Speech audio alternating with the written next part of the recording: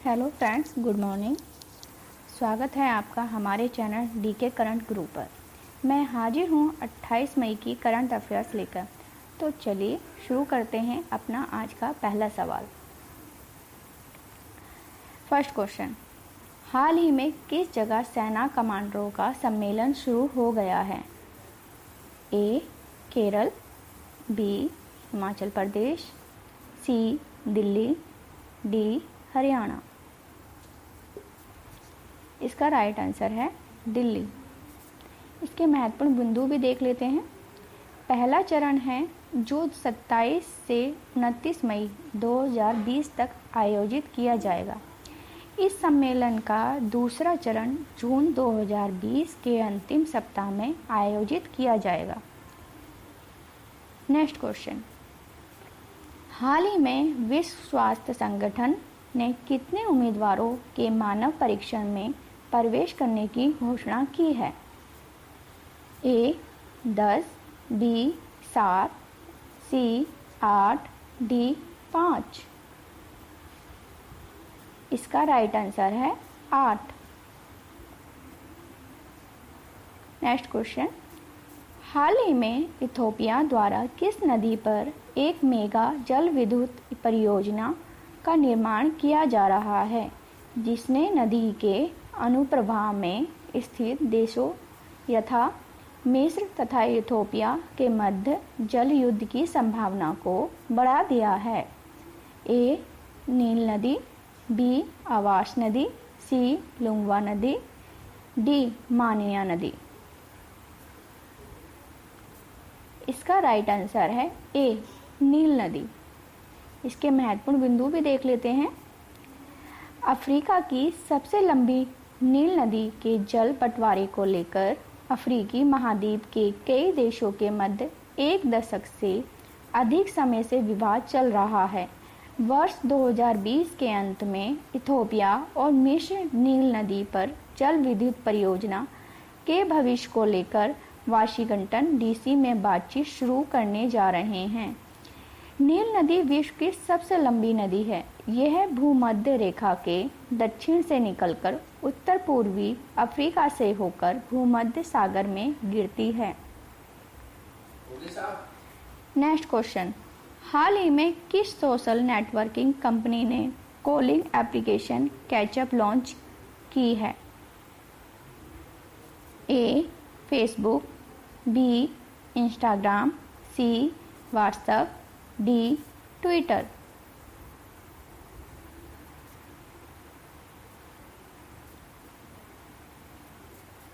इसका right answer है Facebook. इसके महत्वपूर्ण बिंदु भी देख लेते हैं। इस कॉलिंग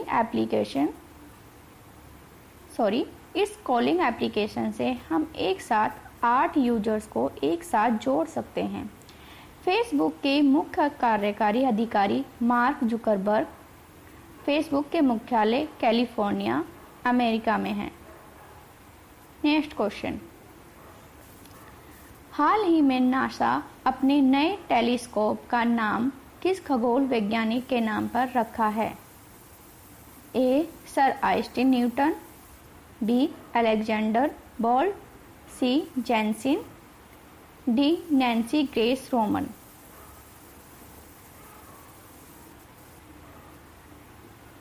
इसका राइट आंसर है डी. Nancy Grace Roman. इसके महत्वपूर्ण बिंदु भी एक बार देख लेते हैं। नैन्सी ग्रेस रोमन अमेरिकी अंतर्राष्ट्रीय एजेंसी की पहली मुख्य खगोल वैज्ञानिक थीं, जिन्होंने व्यापक ब्रह्मांड पर केंद्रित अंतरिक्ष दूरबीनों का मार्ग प्रशस्त किया था।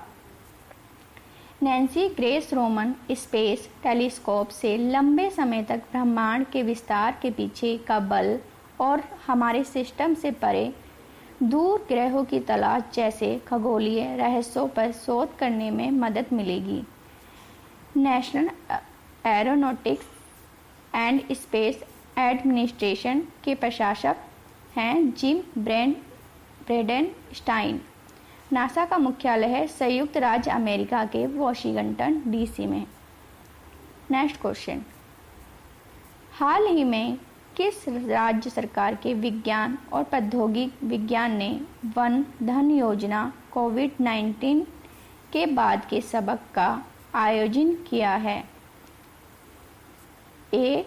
गुजरात, बी. राजस्थान, सी. मध्य प्रदेश, डी. महाराष्ट्र। इसका राइट आंसर है राजस्थान। इसके महत्वपूर्ण बिंदु भी देख लेते हैं। यह आयोजन जनजातीय मामले मंत्रालय के ट्रीफेड के सहयोग से मिलकर किया गया था। राजस्थान के मुख्यमंत्री हैं अशोक गहलोत और यहाँ के राज्यपाल हैं कलराज मिश्र।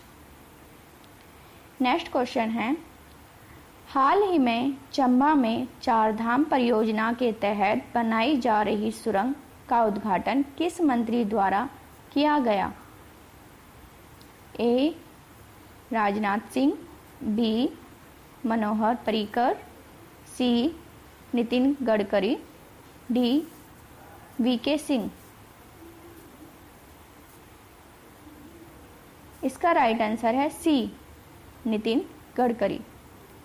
इसके महत्वपूर्ण बिंदु भी देख लेते हैं। इस सुरंग की लंबाई 440 मीटर है। यह सुरंग राजमार्ग NH-94 पर ऋषिकेश, धरासू और गंगोत्री खंड के बीच है। सड़क परिवहन और राज्य मंत्रालय में राज्य मंत्री हैं वीके सिंह। नेक्स्ट क्वेश्चन, हाल ही में किसने 2020 NYAPLA inventor of the year award जीता है? ए. बिरजू चतुर्वेदी, बी. राजेश जोशी, सी. जुबेर इकबाल, डी. अमित भंडारी। इसका राइट आंसर है बी.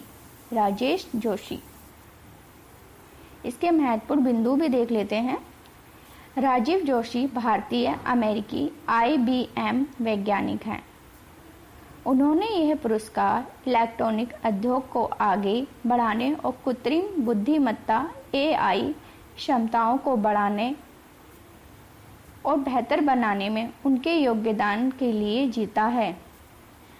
वर्तमान में डॉक्टर जोशी न्यूयॉर्क के IBM Thomson Watson research centre में कार्यरत हैं और यह पुरस्कार हर साल New York intellectual property law association द्वारा प्रदान किया जाता है। NYIPLA की फुल फॉर्म है New York intellectual property law association. इसके अध्यक्ष हैं कोलमैन बी रंगन और NYPL की स्थापना हुई थी 7 मार्च 1922 को। नेक्स्ट क्वेश्चन है, हाल ही में किस बीमा कंपनी ने प्रधानमंत्री वय वंदना योजना शुरू की है? ए. महिंद्रा, बी. LIC, सी. मिथ्यूट, डी. Max life. इसका सही आंसर है बी. LIC। इसके महत्वपूर्ण बिंदु भी देख लेते हैं एक बार। LIC की फुल फॉर्म है life insurance company of India. यह योजना 26 मई से शुरू होकर 31 मार्च 2023 तक यानी 3 वित्तीय वर्षों के लिए होगी। LIC का मुख्यालय मुंबई, महाराष्ट्र में है। LIC के अध्यक्ष हैं MR कुमार। LIC की स्थापना हुई थी 1 सितंबर 1956 में। नेक्स्ट क्वेश्चन, हाल ही में विश्व इस्पात संघ ने वर्ल्ड स्टील रिपोर्ट जारी की। इस रिपोर्ट के अनुसार भारत में क्रूड स्टील में कितने प्रतिशत की गिरावट आई है? ए. 65%, बी. 55%, सी. 65%, डी 75%,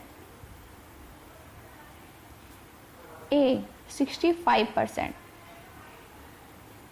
इसके महत्वपूर्ण बिंदु भी देख लेते हैं। मार्च 2020 में भारत को मार्च 2019 की तुलना में 14% इस्पात उत्पादन में गिरावट का सामना करना पड़ा। हाल ही में भारत के इस्पात मंत्री हैं नरेंद्र सिंह तोमर। नेक्स्ट क्वेश्चन, हाल ही में किस देश ने कहा कि वह कोरोना वायरस वैश्विक महामारी से निपटने के लिए पाकिस्तान के प्रयासों में मदद के लिए उसे $60 लाख देगा? ए चीन, B Israel, C America, D रूस। इसका राइट आंसर है सी अमेरिका। कोरोना वायरस वैश्विक महामारी से निपटने के लिए पाकिस्तान को अमेरिका $60 लाख आर्थिक मदद देने का ऐलान किया है। नेक्स्ट क्वेश्चन, हाल ही में किस देश के राष्ट्रपति ने ओपन स्काई संधि से अलग होने की चेतावनी दी है? ए नेपाल, बी भारत, सी बांग्लादेश, सी डी अमेरिका। इसका राइट आंसर है अमेरिका। इसके महत्वपूर्ण बिंदु भी देख लेते हैं एक बार। ओपन स्काई संधि, इस संधि के तहत रूस समेत 34 देशों को अपने विमान एक दूसरे के क्षेत्र में उड़ाने की अनुमति है। ओपन स्काईज को लेकर होने वाली इस संधि पर वर्ष 2002 में हस्ताक्षर किए गए थे। इस संधि में शामिल सदस्य देशों के लिए एक हवाई निगरानी प्रणाली की स्थापना की गई थी। कुल 34 देशों ने इस संधि पर हस्ताक्षर किए थे। अमेरिका और रूस ने भी इस संधि पर अपने हस्ताक्षर किए थे। अमेरिका के राष्ट्रपति ने इस संधि से अलग होने की घोषणा करते हुए रूस पर यह आरोप लगाया है कि रूस ने इस संधि में अपनी जिम्मेदारियों का पालन नहीं किया है। डोनाल्ड ट्रंप के राष्ट्रपति बनने के बाद यह तीसरी ऐसी अंतर्राष्ट्रीय हथियार संधि है जिससे अमेरिका अलग हुआ है। इस संधि में हस्ताक्षर करने वाले देश हैं England, Canada, France, Germany, Spain, Italy, Finland, पुर्तगाल, Sweden, Turkey, Belgium, Belarus, Croatia, Bulgaria, Bosnia Herzegovina, चेक रिपब्लिक, एस्टोनिया, डेनमार्क, जॉर्जिया, रूस, आइसलैंड, हंगरी, स्लोवाकिया, यूक्रेन और स्लोवेनिया शामिल है। नेक्स्ट क्वेश्चन, हाल ही में किस देश के प्रधानमंत्री ने कोरोना के कारण देश में लगे आपातकाल को समाप्त करने का निर्देश दिया है? A Pakistan, B Japan, C Israel, D Canada. इसका राइट आंसर है जापान। जापान के प्रधानमंत्री शिंजो आबे ने कोरोना वायरस के कारण लागू आपातकाल हाल में ही टोक्यो और 4 अन्य हिस्सों से समाप्त कर दिया है। टोक्यो पड़ोसी प्रांतों कानगावा, चिबा और सैतामा तथा देश के उत्तरी भाग में स्थित होकाइडो से आपातकाल हटाने की मंजूरी दे दी है। आज के लिए बस इतना ही। अब चलते हैं अपने कल के क्वेश्चन की ओर। नेक्स्ट, हाल ही में किस आईआईटी के अनुसंधानकर्ताओं ने अल्जाइमर की वजह से थोड़े समय के लिए जाने वाली याददाश्त को रोकने या कम करने हेतु नए तरीके विकसित करने का दावा किया है? A IIT Delhi, B IIT Guwahati, C IIT Kanpur, D IIT Kharagpur. तो इसका राइट आंसर है बी IIT गुवाहाटी। और आज का हमारा क्वेश्चन है जो आपकी प्रैक्टिस के लिए है, हाल ही में RBI ने 22 मई 2020 को रेपो रेट में कितने फीसदी की कटौती का घोषणा किया गया है। तो आपको इसका आंसर हमें कमेंट बॉक्स में बताना है। इसके ए 0.4%, बी 0.7%, सी 0.8%, डी 0.2%। तो इसका आप आंसर हमें कमेंट बॉक्स में लिख के बताएं। धन्यवाद।